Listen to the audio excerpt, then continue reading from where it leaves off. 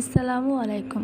আমি Umme Habiba's blog with cooking চ্যানেলে সবাইকে স্বাগত। যে যেখান থেকে দেখতেছেন আশা করতেছি সবাই ভালো আছেন। আমরা আল্লাহর রহমতে আলহামদুলিল্লাহ ভালো আছি।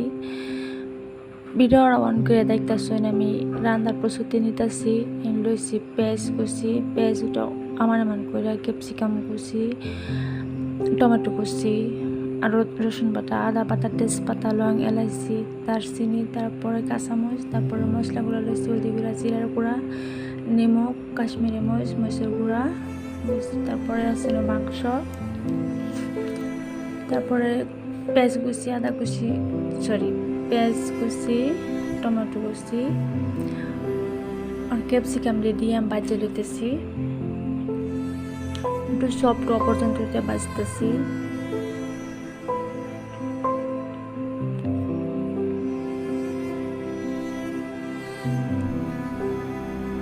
আমার বাজা হয়ে গেছে, ওখানে নামাই থুয়াম।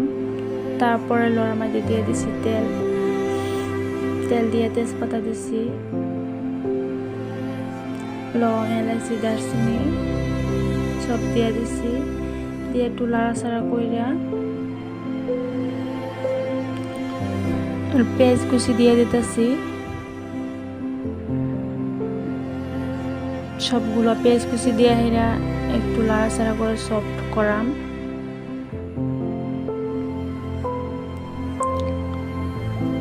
এই যে পেঁয়াজ কুচি সফট হয়ে গেছে, ওখানে দিয়ে দিতেছি রসুন বাটা, আদা বাটা দিয়ে এদেরও বালা করে বাজিয়ে দিতেছি। সুন্দর করে বাজতেছি। বাজা আমার রয়ে গেছে। এখন এই জন্য মশলাটা যে পানি দিতেছিলাম যাতে বাড়া মশলা মতন লাগে, মশলাটা দিয়া অনেক সময় কষাইতেছি। সুন্দর করে কষান লাগবো, তেল বাসা পর্যন্ত দিতে। এই যে আমার মশলা কষানো নিচ্ছে, তেল বাসা বসছে, ওখান দিয়ে দিতেছি মাংস দিয়ে দিছি। মাংস দিতে বালা করে কষাইয়াম। মাংস কষানি কমপ্লিট হয়ে গেছে, তেল উপরটা পাশে বসছে, দেখতেছেন এনারা। এই যে আমি জুলও দিয়ে আলছিলাম সবজির মধ্যে,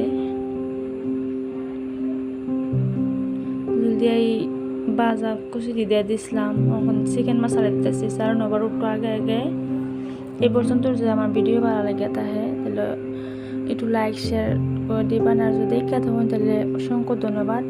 আজকে লাগে এই টুরিতেই, ইনশাল্লাহ দেখা হবো নেক্সট ব্লগে। বিদায়, আল্লাহ হাফিজ।